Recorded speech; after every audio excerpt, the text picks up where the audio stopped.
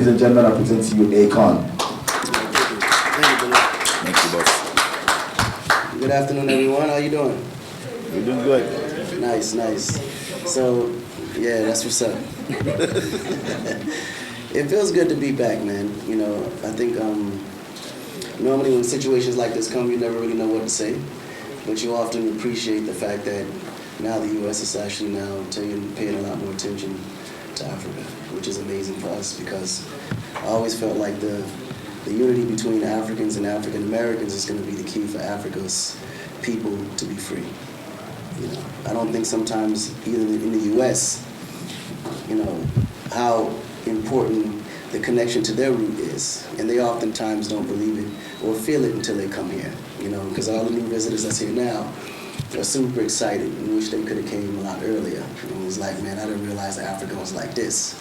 You know, so it's always a good feeling when they come and give great praises to Africa, and they also recognize the powers that Africa has in themselves, because oftentimes as an African American, when you're in the U.S., you don't know what you're missing. You feel like there's something missing. I don't know what it is, but it just feels like it's something in my life that's just not complete. And when they come to Africa, they find that missing puzzle because it's more of a spiritual thing than it is physical. So it's often great times to be a part of just an acknowledgement of what their history is and being able to welcome them back to that history. So they've been taking a lot of, tours throughout the city. They went to the slavery marks and everything like that, and they're really getting the gist of, the beginning of how they even made it to the U.S. in the first place. So, oftentimes when they come, they have these crazy myths that U.S. history teaches African Americans about Black history, and they really don't know, until they come and realize it's nothing like how they was taught it to be. So it's always a great thing, man. The hospitality here, these guys are having such a great time. They can't stop eating the food here. They don't know why they love jollof rice so much. We'll get into that. They're like, man, this rice is good. God damn. Right. But it's just amazing, man, to see that, and I think every year it's only going to get bigger, and it's going to get to the point where they're just going to want to relocate and just be here forever. Because often, as you know, here, the troubles they're dealing with back in the U.S., they don't have to deal with it here. So if all their money, resources, talents, knowledge was all invested back home in Africa, we can rebuild this country in no time. So it's really going to be a collaboration between the two worlds to make that work. But ultimately, man, just want to thank you guys for the amazing welcome that you guys always give me, the support, also that you give me worldwide to allow me to do what I do. And just know I'm always here working for you, man. So thank you guys for everything. Yeah? Oh, he's from Ghana. He's going to say something. Sure, listen. I'm happy to be here with Akon. We've been working on this almost, since 2008, before even people recognized what Afrobeat and Ghana highlight was. We started with Sarkodie and Whiskey, P-Swag, the bunch, all these people. And today we thank God that at least all the youth and the new generation, we got producers and writers, they working, making money, feeding their own family. For me, this is the reason why me and Akon came together to do this, because we both Africans. So I'm happy that everyone is coming in and we sitting here today. And that's it. Bulla. Yeah. Please a round of applause for Babs. And he's the main connect, making things happen. So clearly we'll be getting to the Q&A. We'll defer to our MC, Antoine. Yeah. But clearly we want Akon to also touch on some of his social projects. I believe that he's driving great initiatives across Africa, not just music. So a lot that he's working on as well. And his new album is called Connect for 2020. We're going to have an exclusive listening session, like I said. But we're getting to you all your questions for Akon. There was a video that went viral about a month ago. You inviting people to come invest in Africa, particularly Ghana and all of that. We're getting to know from you, why such a call? Maybe I'll start off with my question and then I'll defer to Antoine to just get to the audience. So why that? Because it was a great video, 6 minutes, and you touched the salient points, Akon. Yeah, no, I think it's important to continue to highlight the possibilities here in Africa, and all the good opportunities. I don't want them to miss it, because easily if they miss it, the others are going to come and take over. It's been happening for centuries. So my goal is to be the bullhorn and make sure that the voice is loud enough for them to hear that, listen, Africa's perfect time to invest now. where the rest of the world is fully developed and there's nothing else to do anywhere else. They're all coming to Africa now. So we want to be here first, and we want to be already set, stamped, and ready to go. So when they come to invest, they are investing with us. It's not where they have to do side deals with the government and do things like this. We want to be already in conversation with government to get land, build, high-rise buildings, create opportunities for corporations to come and allow it to be their base and things of that nature. Entrepreneurs can get already in a position to where they have a business already moving. So when people come to invest, you have services that can apply to those people. So the idea is just to start now. Whatever, I don't care how small you think the idea is, I guarantee you within the next 10 years, that idea is going to be a multi-million-dollar idea because everybody's going to be here for it. Wonderful. On that note, let me just ask you this real quickly. There have been so many, year of return panels, and one of the major questions people from the diaspora keep asking is, how do I start? How do I get over the challenge of connecting with the locals here? What would you have to say to that? What, is that to the diaspora? Or to Yeah, diaspora. Oh, that's easy. Just be here. The locals not going nowhere. The locals here, so they just have to be here. You cannot not deal with the locals if you're already in the country. So I think the idea is just to come, put the fears aside and just show up. Because I think once you show up, everything changes. All right, wonderful. Also, before we get to your questions, we have heard so much of your Lighting Africa project. How well it's doing. We just want an update personally from you. Can you tell us more about your Lighting Africa project? Right. So the update is amazing, man. We just been kind of developing from where we left off.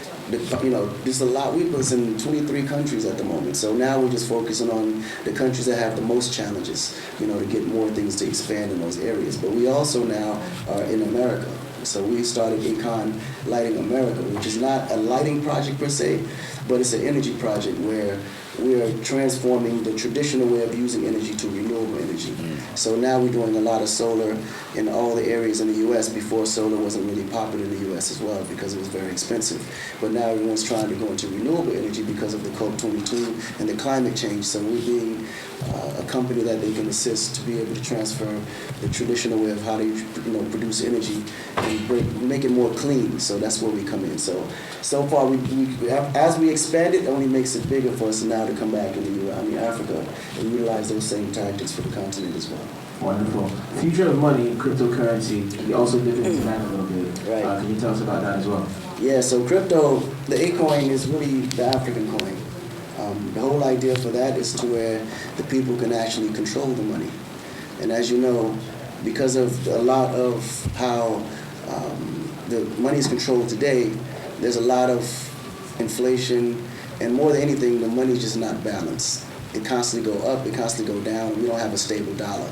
And then for the countries that have an okay stable dollar, or as stabler as the natural, the majority of those money is the country don't own. It's the body of French franc or something like that we don't control, that we don't print here, that we don't even have a say on as to how the value goes up or down. And the idea is to create a currency that we can trust ourselves, a currency that we distribute, and a currency that we can translate and utilize. So the Acoin is really more for our generation, saying old, out with the old and in with the new.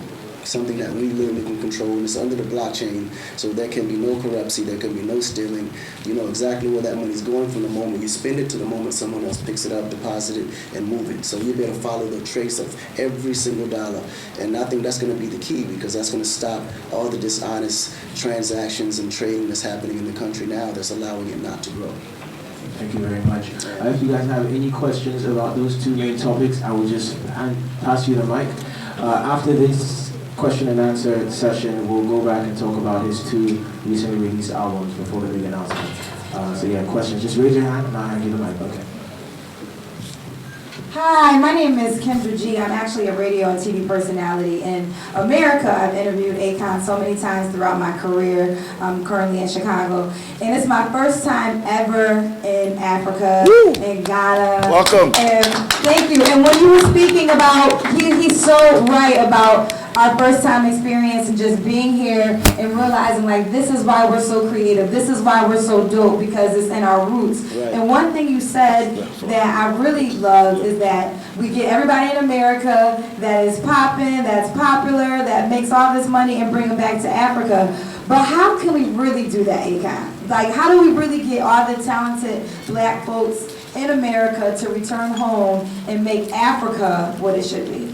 Well, it starts with a visit, you know, because That's normally true. with creative people, when you come into an environment, you just naturally get creative. You find where you fit in. Like, you just know where you fit in. You know, some people, everyone's going to come with a different trade, a different talent, and a different idea, right? And the visit starts everything, because once you're here, then you just naturally just fit in where you fit in. You don't even choose. You just know exactly where you fit. And it's just a matter of time spending out here. You start to understand, learn the culture, understand the people, and be more engulfed in, you know, the day-to-day things that's happening. And then eventually you just, you know, you just kind of blend right in.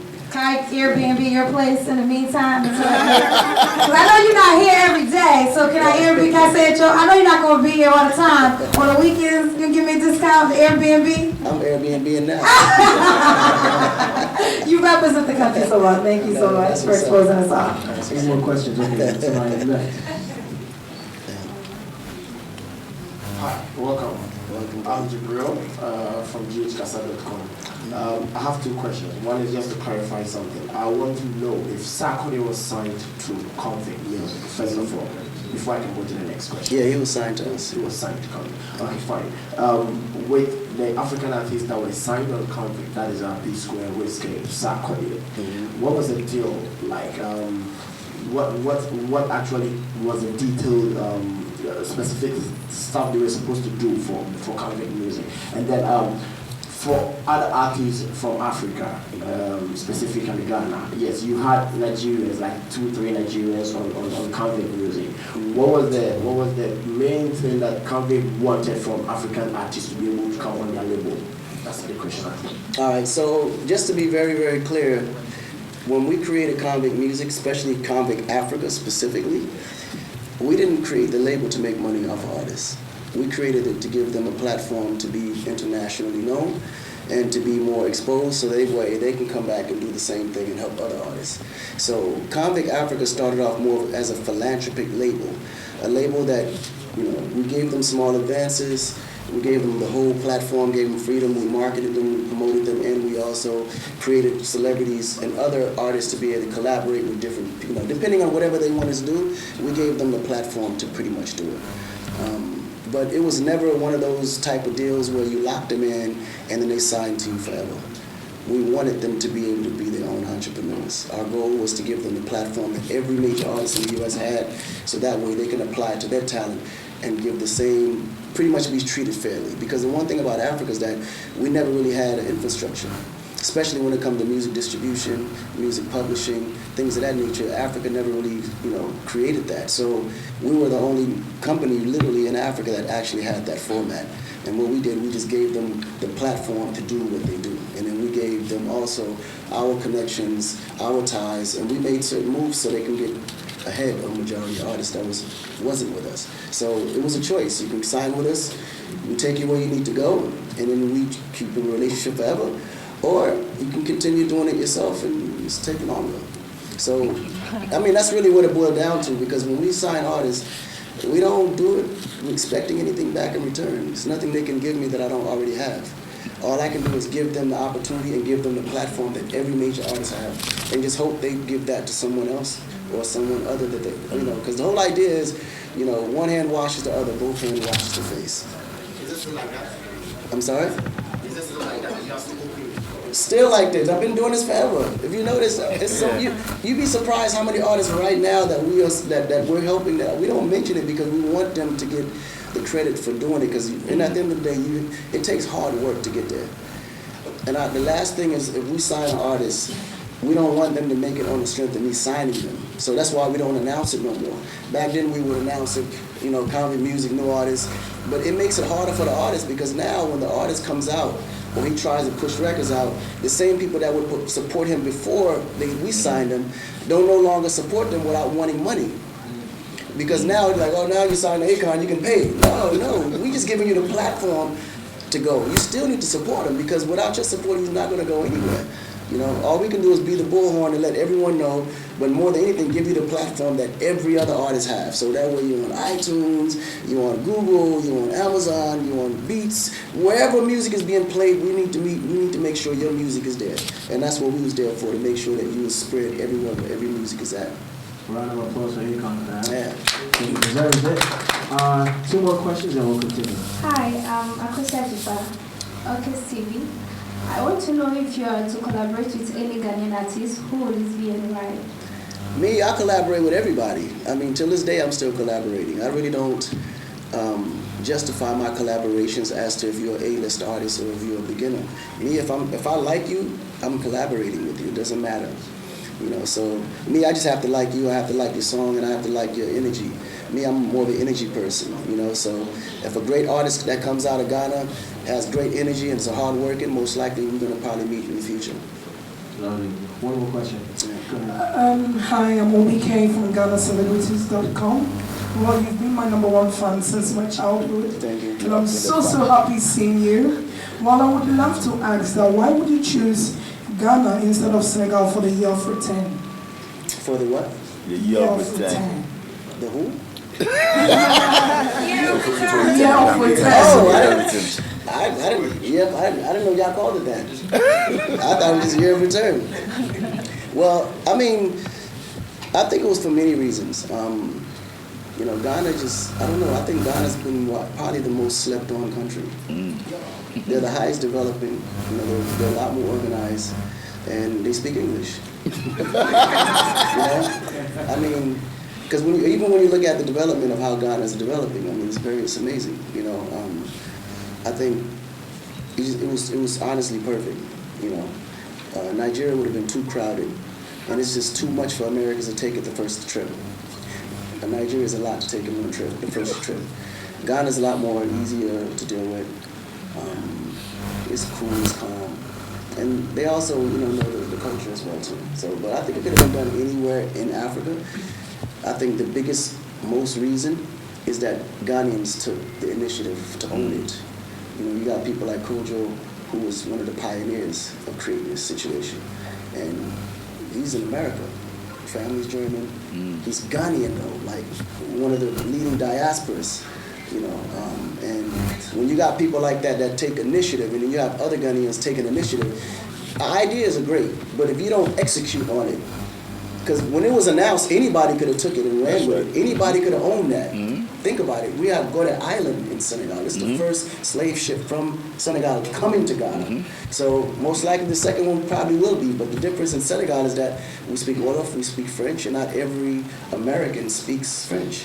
It's harder to kind of communicate when you get there. There's not enough translators for everybody. But Ghana is a lot easier. You know, it's a lot simpler. But more than anything, Ghana took the charge and owned it.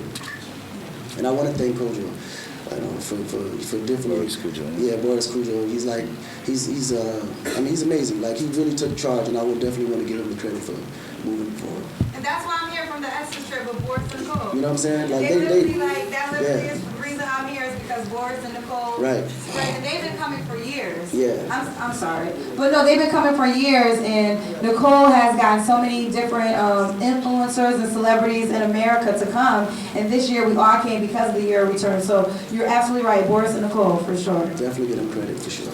All right, thank you guys so much. I'd like to acknowledge the presence of Michael Michaels. That's it, right? Fashion icon, brand ambassador, and philanthropist as well. Mike Cook is also in the background. Thank you for coming. Yes, putting me on the spot. John Jermaine is here with us as well. There's also Jefferson, CEO of Aftown Music Streaming Service.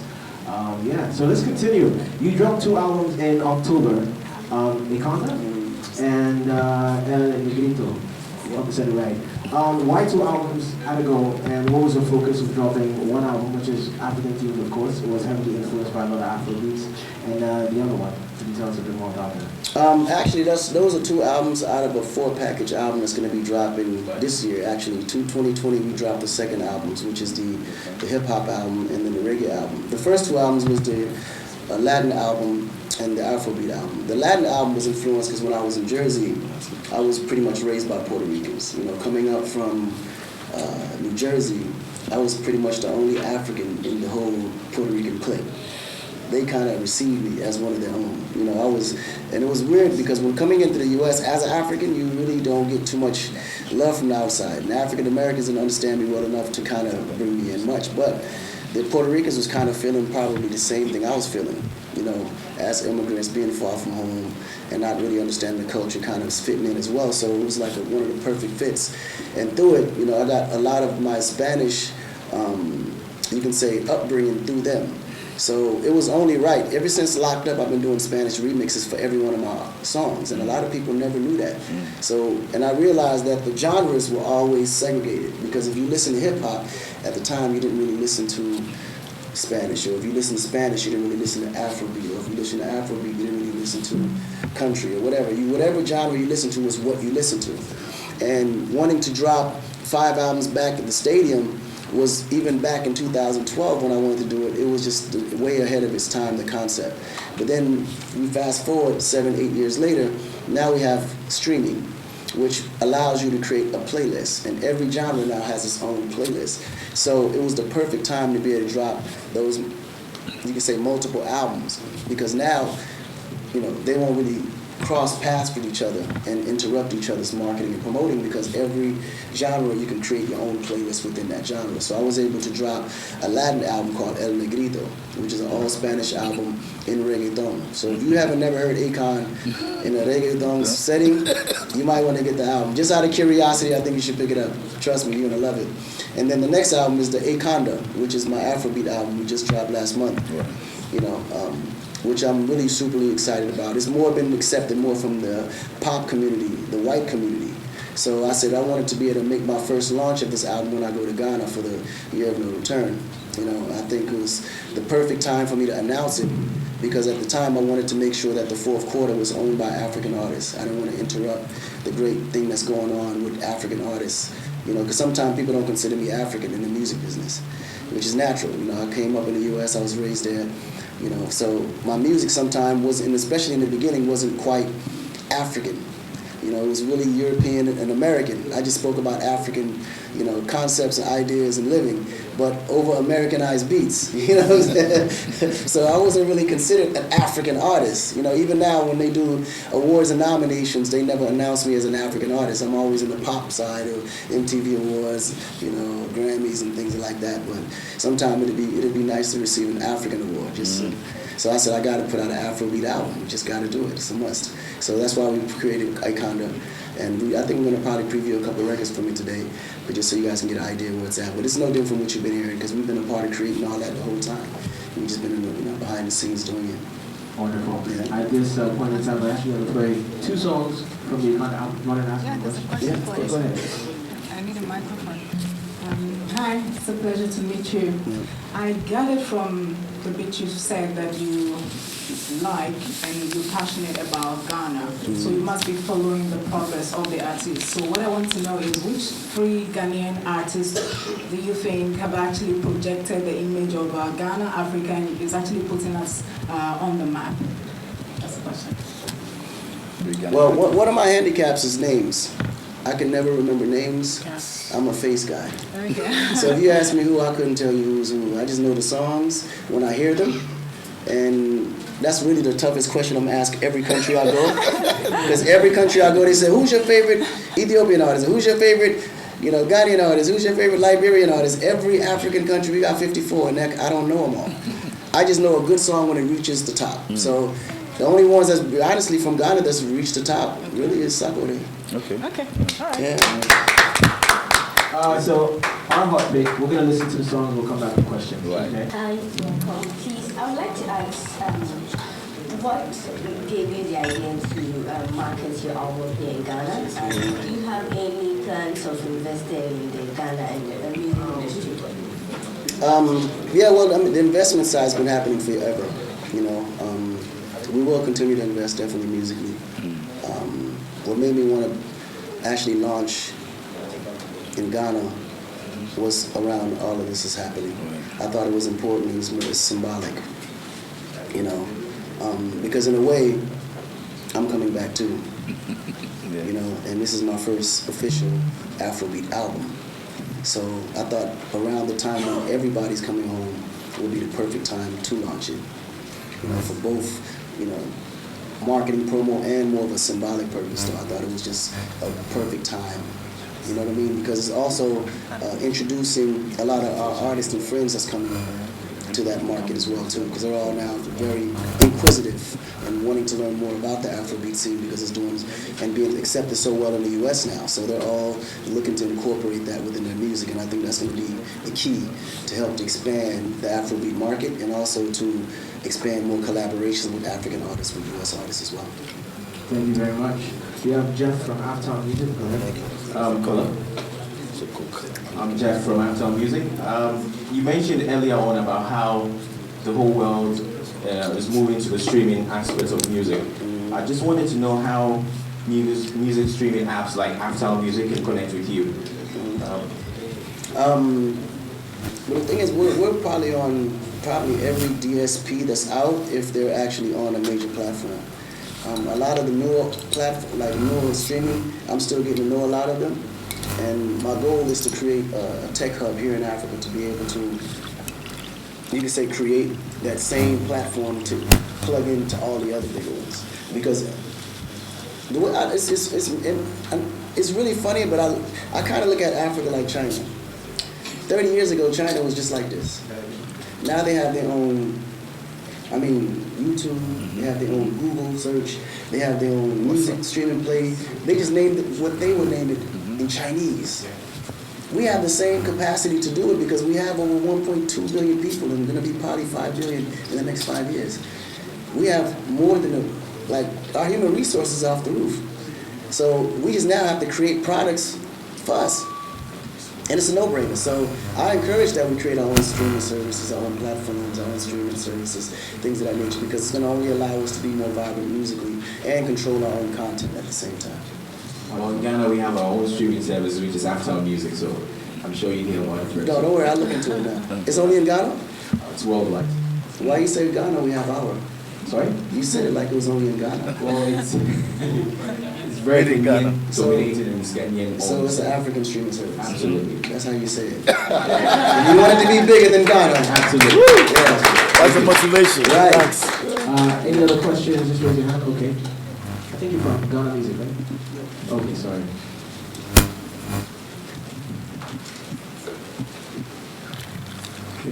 My name is Jerry Wonder from... Jerry Wonder? Yes. What? One of my favorite partners in production's name is Jerry Wonder. We used to work with the Fugees together. Yeah. You kind of look like him too. I got to tell Jerry, you got a twin in Ghana. From ShinePublications.com. Mine is a little bit away from the music side. I guess Babs over there, everybody knows Babs. He used to have a platform in India.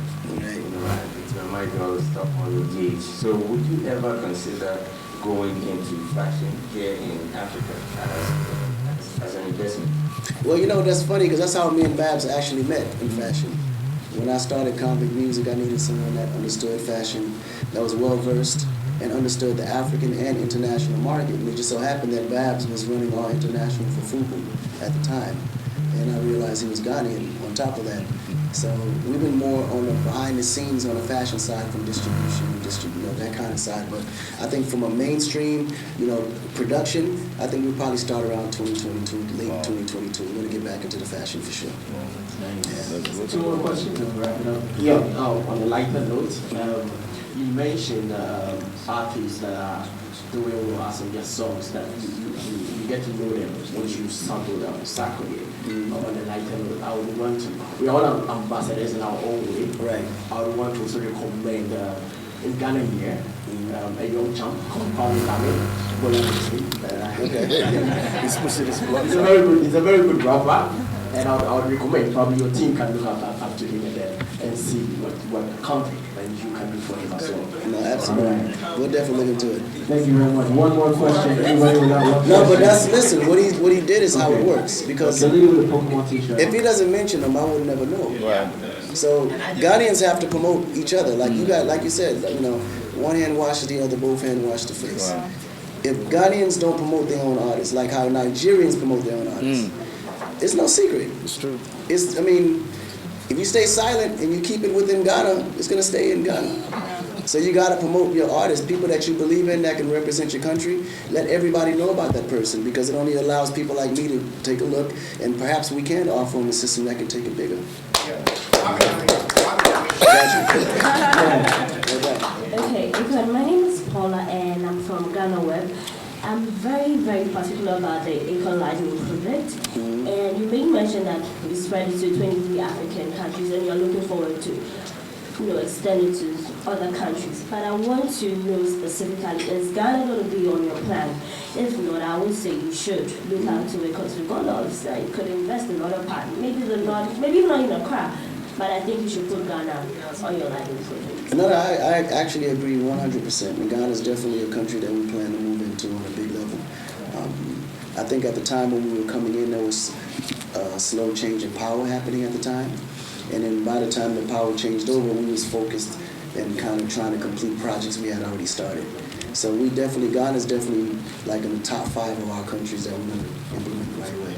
Great, thank you very much. Wonderful, thank you so much. Before we get into conversations about 2020, okay, Elombini, let's have Elombini ask his final question. Yeah, hello. My name is Elon. I write for BiniWords.com. About Afrobeat. Afrobeat now, we all know, is more of a global acceptance now. Right. The one major problem, somebody like me, I find, is there's a lot more synthesizer productions. And what I had played here a while ago, I think it's a live production, if I'm not mistaken. It makes both. Yes, but a lot more is live production more than the synthesizer productions. On the international level, there's the limitation on our African artists doing Afrobeat or African sound limit us, whereby we choose a lot more synthesizer productions over the live productions. Does that count? What would be advice? Well, the thing is, music is about customer service. In our generation, it just so happened that a lot of the instruments are synthesized instruments. See, when we were coming up, a lot of the interests, like, you gotta understand, like, what you're listening to today is really Afro pop. It's not really Afrobeat. But it's the best name, you can say title, so it can relate to something. And Afrobeat is the closest to relation to make international markets understand what it is. Because what you're listening today was more created by the younger generation, influenced by Afrobeat. What you're talking about, you're right, Afrobeat was traditional. All traditional instruments, horns, drums, it's like raw. Today is more synthesized because it's more modern. And as the time grows, as generations move forward, as we get into 2020, 2030, 2040, unfortunately, it's sad to say, but traditional instruments won't exist in a minute. So we have to incorporate our tribal rhythms into the newer technology. Because even a lot of stuff that you're hearing is keyboard, but you wouldn't really know because the rhythm hits you a certain kind of way. The drums even now play on the keyboard. The horns are played on the keyboard. Every instrument now, you can play it on the keyboard. So we almost have to just move with the time. We can't get too stuck in the past as to how things used to be. But we have to create and be influenced by what it used to be as to how we can recreate it for tomorrow. Because we just gotta incorporate our tradition, our rhythm into the newest technologies that's available to us. It's going to be a very few artists that stick to it, but the audience is going to be super small, But people say on the international level, because of the heavy influx of the synthesizer production, that's why our music is not so accepted in certain markets. How true is that? I think it's completely false. I think the fact that these guys started doing more synthesized is why we're so big now. Because you got to think, Africa is like one of the fewest continents that slowly developed. While everybody was developing into the future, we've been stuck right here. So, including our music has been right here. So, at the time of Fela and Afrobeat, the music was right here. But then when you come with the younger generation that translated what Fela was doing into today's Afro pop, you notice how big it got. Because now the international market can relate to the sound, they can relate to the rhythm, they can relate to the melodies because of the fact that it's being packaged to them differently. So as the sound changes, as the future change, Africans, we have to change with it. I think our biggest mistake and our weakest link is being stuck to the past. Our history is why we're still stuck here. We got to move forward and forget the past. All right, now Zion Felix of ZionFelix.com, you can ask your question.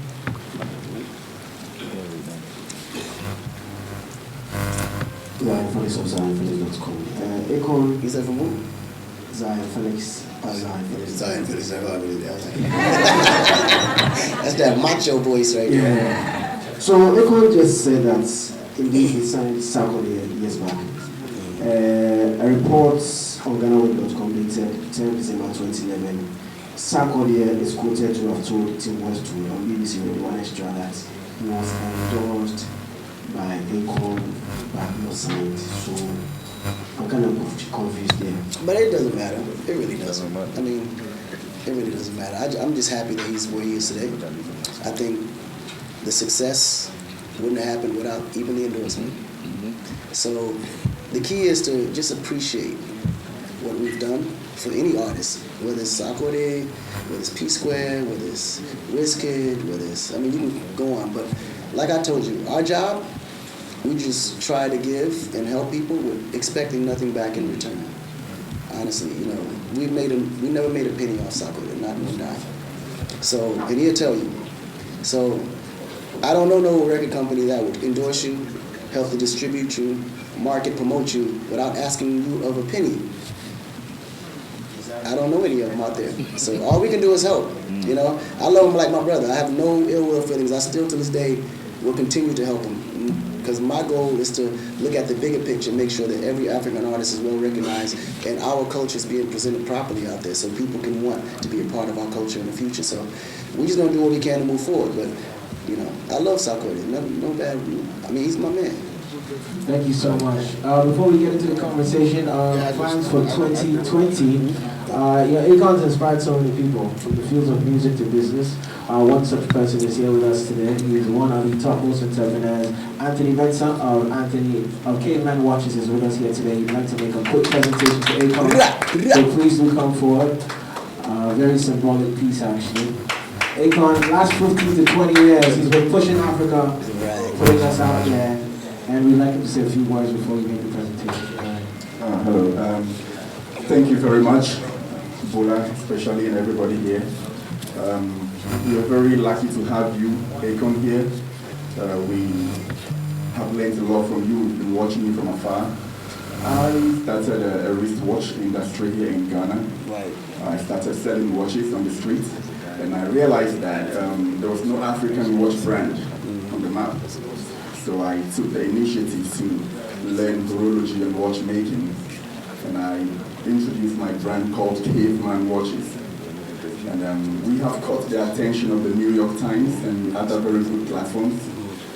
Thanks to people like Cheddar, we've been able to reach out to Floyd Mayweather and other people. So it's been a very good journey so far. And then since you are here, we're very glad to introduce one of our watches to you and present this gift to you. That's what's up. That's what's up. Thank you.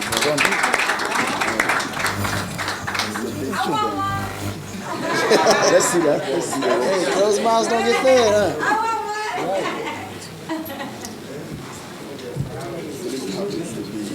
huh? There's a gentleman here as well with a painting. You can bring it forward as well. The gentleman with the art piece for Akon, if you could step forward with it so you can do that now as well.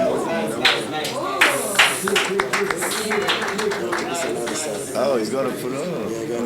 I'll take the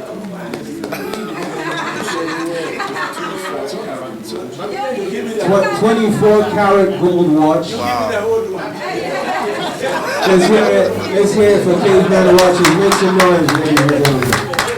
Yeah. Wow. You don't gotta tell time that much. That's great. No time. Oh, good.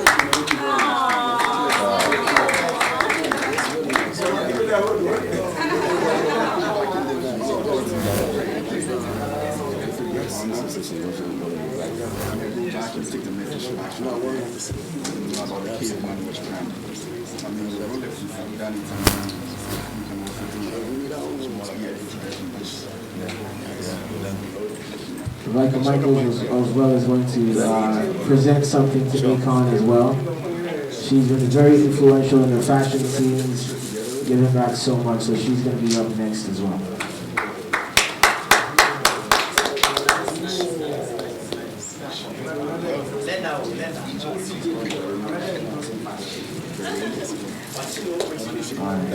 Thank you very much.